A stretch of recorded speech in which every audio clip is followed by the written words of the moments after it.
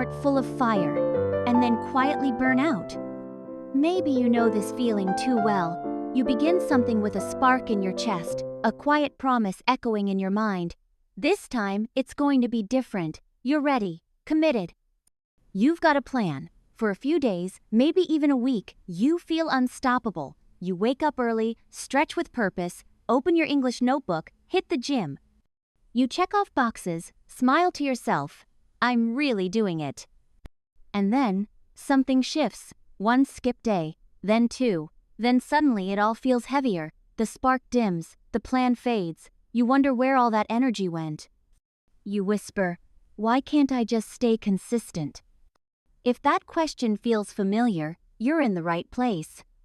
And before we go any further, if this is your first time here, welcome. I'm Evie. This space isn't about being perfect. It's about breathing, reflecting, coming back to the promises we've made to ourselves, gently.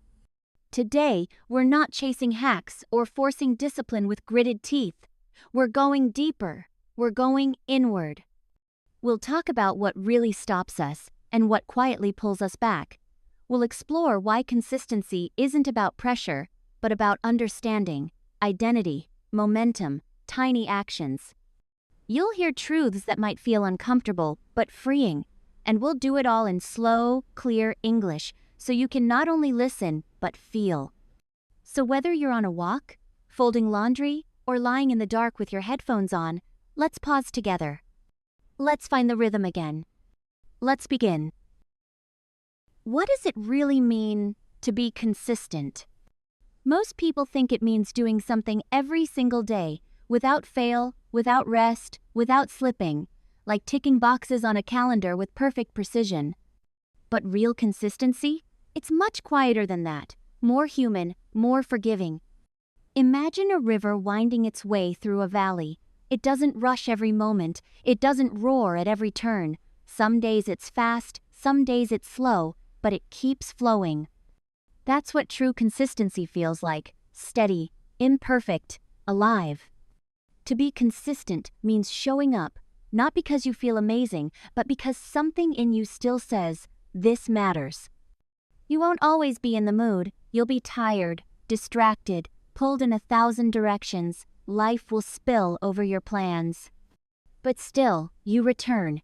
You do the thing not for applause, not for a gold star, but because it's part of who you are. Think of brushing your teeth. You don't need motivation. You just do it, not with joy, maybe not even with thought, because it belongs to your rhythm, your identity.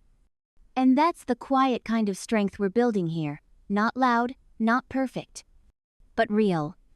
And if you're wondering, why is it so hard to stay in that rhythm? Stay with me. We're getting there. Why do we lose motivation so quickly? It starts off like a spark, bright, promising, warm. You feel it in your chest when you decide to start learning English, or working out, or waking up early. It's exciting, it feels new. You tell yourself, this is it, I'm doing it this time. But then, it fizzles. The excitement fades. The results don't show up as quickly as you hoped. You've been studying, but you still stumble over your words. You've been going to the gym, but the mirror looks the same. And a voice in your head whispers, what's the point? The truth is, motivation was never designed to last. It's not the fire, it's just the match. It lights the way, but it's not what keeps you warm.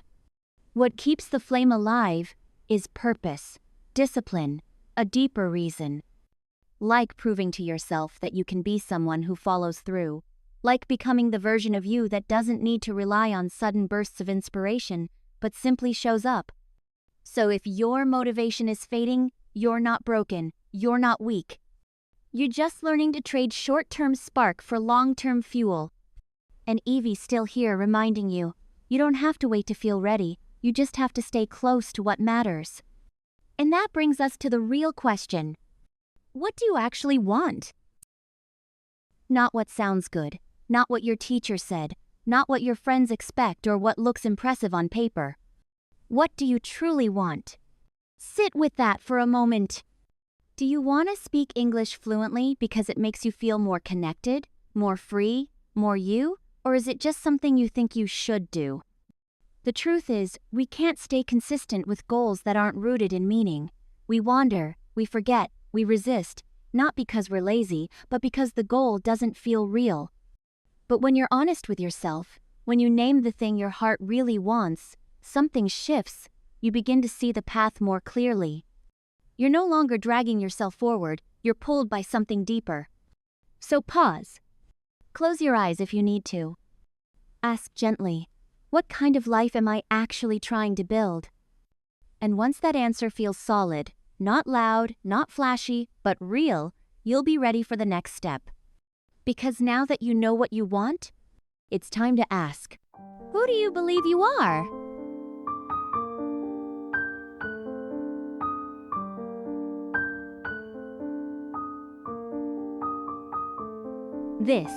This might be the most powerful shift of all. Because consistency isn't just about what you do. It's about who you believe you are. When you say, I want to learn English, that's a goal. But when you say, I'm the kind of person who learns every day, that's identity. And identity changes everything. Goals can fade, habits can break, but identity, it becomes your compass. When you see yourself as a learner, someone who shows up, who grows, who keeps going even when it's hard, your actions start to match that story. You stop negotiating with yourself. You just do the thing, because it feels like you. And if that identity feels far away right now, that's okay. You don't have to believe it fully to begin, you just have to practice it. Start whispering it to yourself, like a quiet truth becoming louder. I'm the kind of person who shows up. I'm the kind of person who finishes what they start. I keep my promises even to myself. Say it enough, and you'll start to feel it. Feel it enough, and you'll start to live it. And if you're wondering why it still feels so hard sometimes, even when you believe, let's look closer. Maybe it's not about you. Maybe it's just, no one ever helped you name the thing that's in your way. Because sometimes, it's not a lack of willpower. It's just a lack of clarity. We say, I got lazy. But laziness is often a mask. It hides something softer underneath, like fear or overwhelm, or the quiet ache of not feeling good enough. Maybe you stopped because time slipped through your fingers, or distractions crept in, or deep down, a little voice whispered, what if I try, and still fail? But here's the truth. When you can name the obstacle, you can face it. So instead of blaming yourself, try asking, what's actually getting in the way? Say it out loud, write it down, make it real. Because once it's real, it loses some of its power. You can move around it, you can build with it. And that's where real consistency begins, not by being perfect, but by being honest. And once you see the obstacle clearly, you don't need a giant breakthrough. You just need a small win. Tiny, consistent, quiet. The kind that stacks, day by day, until you've built something that can't be taken away. We often think we need a grand plan, 2 hours a day, a full routine, a brand new lifestyle overnight. But here's the secret. Big plans don't build trust, small wins do. Because life isn't a movie montage. You can start with 2 hours today and crash by Friday. But 5 minutes, 10 minutes, 1 page, 1 sentence, that's a seed. And seeds don't look like much at first. But if you plant them, water them, trust them, they grow, quietly, steadily, deeply. Consistency isn't about how impressive your plan sounds. It's about whether you actually do it, every day. Especially on the hard days. And when you do, something powerful happens. You start to believe yourself again. You rebuild that quiet inner trust, the kind that says, I do what I said I would, even if it's small, even if no one's watching. And the best part?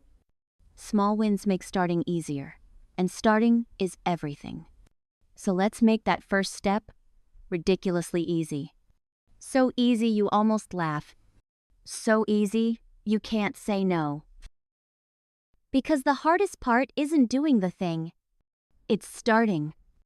You tell yourself, I'll do it later. But later never feels right. Later turns into tomorrow, then next week. then nothing. So here's the move. Remove the friction, remove the thinking, remove the chance to bargain with yourself. Set your English notebook on your pillow, leave your running shoes by the door, open the app before you even sit down, prepare the night before, keep your tools in plain sight. If it takes more than 30 seconds to begin, it's too hard. Lower the bar, lower it so gently that your brain has no excuse. Because once you begin, even with just one step, momentum shows up like an old friend. And no, you don't need to feel ready. You don't need to feel inspired. You just need to begin. Start clumsy, start tired, start unmotivated. Just start. And here's a rule, soft but powerful, that can keep you going even when you stumble. Never miss twice.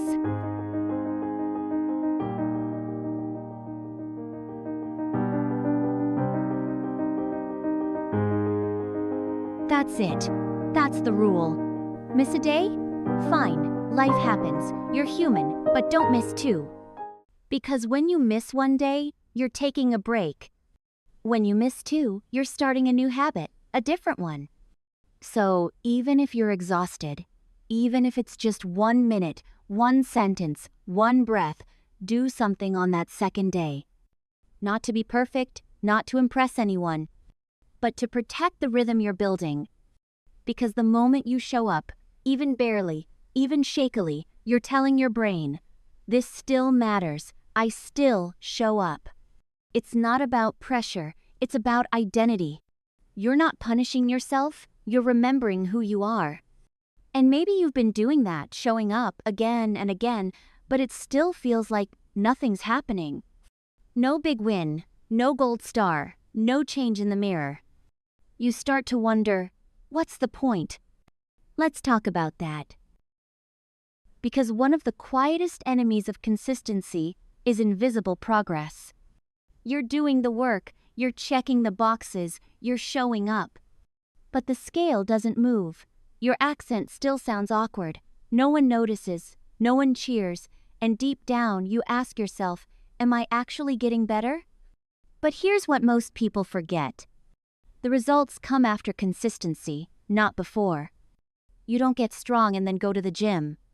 You go to the gym, and then, one day, you realize you've become strong.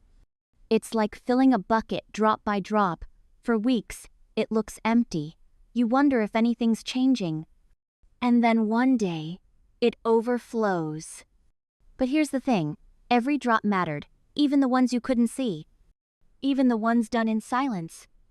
Even the ones where you felt like you were failing. So don't stop just because the mirror stays still. Because your mindset is shifting, your patience is growing, your habits are taking root. That kind of progress doesn't shout. It whispers. But over time, it becomes the strongest kind. And on the days you feel like doing nothing at all, let's talk about that too. Because those are the days that matter most. Because some days, you just won't feel like it. You'll be tired, bored, overwhelmed, maybe even a little numb. You'll sit there, looking at your notebook, your shoes, your task, and think, not today, I just can't. But here's something most people don't realize. Your feelings are real, but they're not permanent. They rise, they fall, they change like clouds. But your goal? Your deeper reason? That stays. If you only act when you're in the mood, you'll always be chasing momentum instead of creating it. So here's the shift. Treat the task like brushing your teeth. You don't need to be excited. You don't need to love it. You just do it, because it's what you do. And here's the magic. When you act, even without motivation, something inside you clicks. You feel proud, grounded, reconnected. Because consistency isn't about doing your best every day. It's about doing something, even on your worst days. So next time that heavy feeling creeps in, whisper this to yourself. This isn't about now, it's about who I'm becoming. And the more you show up, especially when it's hard, the stronger that version of you becomes. Let's make it even easier. Let's make it automatic. Because the more you decide, the more energy it costs. Every time you think, should I study today? Should I skip? Should I wait? Your brain burns fuel, tiny battles, micro stress. But what if it wasn't a decision anymore? That's the beauty of habit. When something becomes a habit, it slides into the background, like breathing, like brushing your teeth. You don't question it, you just do it, not with force, but with rhythm. And rhythm is what saves you when motivation is missing. So instead of chasing motivation, build routine. Not rigid, not overwhelming, just enough to carry you forward. 5 minutes of English listening every morning. A 2-minute journal before bed. 1 vocabulary word at lunchtime. Tie it to something that already exists, like your coffee, your commute, your bedtime light. Let it become part of your day, part of your rhythm, part of you. Because once it's automatic, it's effortless. And once it's effortless, it's unstoppable. But even as you build your own path, there's one thing that can quietly knock you off track. Comparison.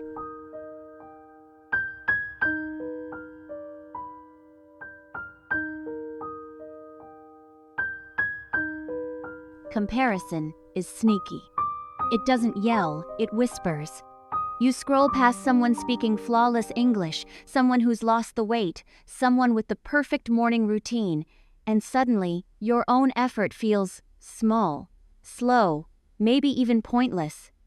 But here's the truth. You're not behind. You're just on a different road. You don't know their full story. You don't see their false starts, their missed days, their quiet doubts. You only see the highlight reel. And when you stare too long at someone else's garden, you forget to water your own. But growth doesn't happen where your eyes are. It happens where your hands are. Right here, right now, on your path. So the next time you feel that sting of comparison, bring it back. Whisper to yourself. This is my pace, my reason, my race. Because consistency isn't about outrunning anyone. It's about staying with yourself even when no one's watching. And even when it feels like you're not moving at all. Even when progress seems invisible. Because progress doesn't always leave visible footprints. Sometimes it's not in your voice, or your body, or your test scores. It's not in how fast you speak or how much you've achieved. Sometimes, the most important progress is the kind that lives inside. Like the moment you choose to begin, even when no one notices. Like the shift in how you speak to yourself, softer, steadier. Like the way your inner critic quiets. Just a little. That kind of growth doesn't shout. It doesn't wave banners or demand applause. It whispers, I'm still here. I'm still trying. I'm becoming. So if you can't measure it yet, don't panic. Progress is like sunlight on a seed underground. You don't see the roots forming, but one day, a sprout breaks through, and you realize it was growing all along. That's what you're doing now, quietly, bravely. So don't stop just because the mirror stays the same. Because the mirror can't always see your becoming. And maybe you've been waiting for the perfect time, the right mood, the right schedule, the right version of you. But let's be honest, what if that perfect time doesn't exist? Because the perfect time is a myth. A sweet one, a tempting one, but still, a myth. We tell ourselves, I'll start when I feel ready, when life calms down, when I'm more confident. But life doesn't pause for us. The noise doesn't clear, the stars don't all line up. There's always something, a little chaos, a little doubt, a little fear. So the real secret? Start anyway. Start when it's messy. Start when you're unsure. Start when your voice trembles and your calendar overflows. Because waiting for the right moment is often just another way of avoiding the discomfort of beginning. But beginning, even imperfectly, gives you something waiting never will. Momentum. You can adjust as you go. You can grow as you move. You can learn in the doing. And sometimes, all it takes is a mark, a moment, a tiny act to say, I showed up today. That's where tracking comes in, not as pressure, but as a quiet celebration. A rhythm keeper. So how do you track the rhythm you're building? Let's talk about that. Because what gets seen gets remembered. Tracking isn't about punishment, it's about presence. It's looking at a calendar, a notebook, an app, and seeing the story you're telling with your actions. Each X you mark is a moment you chose to show up. Each check is a whisper that says, I did something today. It could be a 5-minute study session, one sentence in your journal, one deep breath before bed. It all counts. Because the chain isn't about perfection, it's about momentum. You don't break the chain, not because you're obsessed, but because you're connected to yourself, to your effort, to your quiet promise. And when you miss a day, you see it, you feel it, and you come back. Faster, gentler, stronger. It becomes a game, a rhythm, a gentle reminder that this thing you're building, it's real. And if you're still wondering what matters more, discipline or motivation, let's make it clear. Because one of them is a visitor. The other is a home.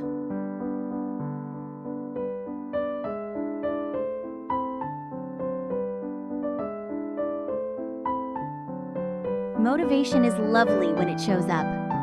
It's the rush you feel after watching an inspiring video or hearing the perfect quote at the perfect time. It lights a spark, gets you moving. But then, it disappears, like weather. One day it's sunshine, the next, fog. And if you wait for motivation to show up before you act, you'll be stuck, spinning, stalling. Because you can't control when it arrives. But discipline? Discipline is something you build. It's not exciting, it doesn't always feel good, but it's steady. It's what says, I'll do the thing anyway. And the funny thing is, once you do it, motivation often returns. Like it was just waiting for you to take the first step. So don't wait to feel inspired. Start cold. Start quiet. Start even when you'd rather not. Because discipline isn't harsh, it's a gift. It's the bridge between who you are and who you're becoming. And along that bridge, you will slip. You will miss days, fall back, mess up. But that doesn't mean you've failed. It just means you're human. So, the next question is, can you forgive yourself and still keep going? Yes, in fact, forgiveness is part of the path. You will miss days. You'll fall into old patterns.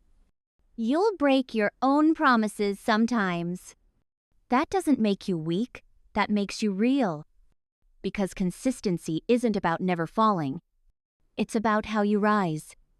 You can say, I slipped, but I'm still here. You can say, that version of me, the one who gave up, is not the only version of me. There is strength in softness. There is power in returning. So don't wait to feel perfect before you come back.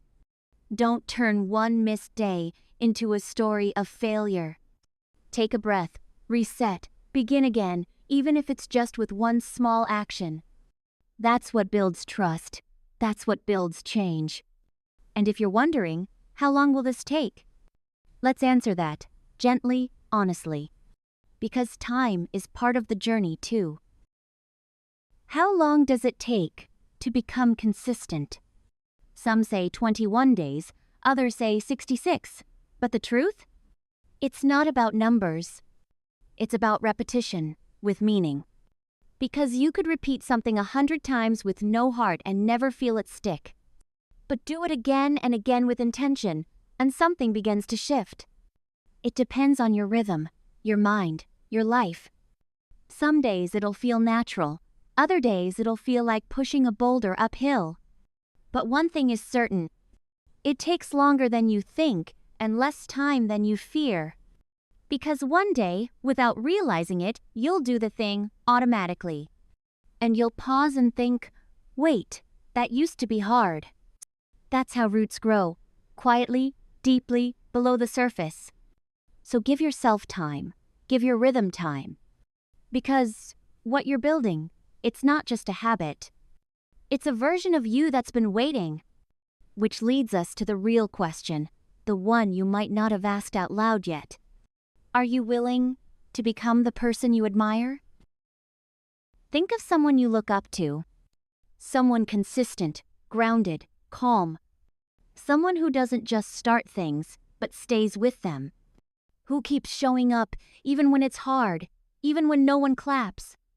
What if that person isn't someone far away? What if that person is you, just a few months from now? What if the only thing standing between who you are now and who you want to be is a few quiet choices made over and over again? Not giant leaps, not perfect streaks. Just one small action, repeated. One whisper of, I'm still here. You don't need magic. You don't need more motivation. You just need to choose, again and again, even when it's boring, even when it's slow, especially when it's hard. Because every time you show up, you're not just getting things done. You're becoming someone. And that someone, that version of you you've dreamed about, is waiting. Not at the finish line, but right here. In every small, imperfect, beautiful step you take. So take it. Evie's still here with you, walking beside you. Always. And if today's step is just sitting with these words, letting them land, letting them stir something soft inside you, that's more than enough. You don't have to rush. You don't have to catch up. You just have to return. To the notebook you closed last week. To the promise you whispered months ago. To the quiet version of yourself who still believes. That version never left.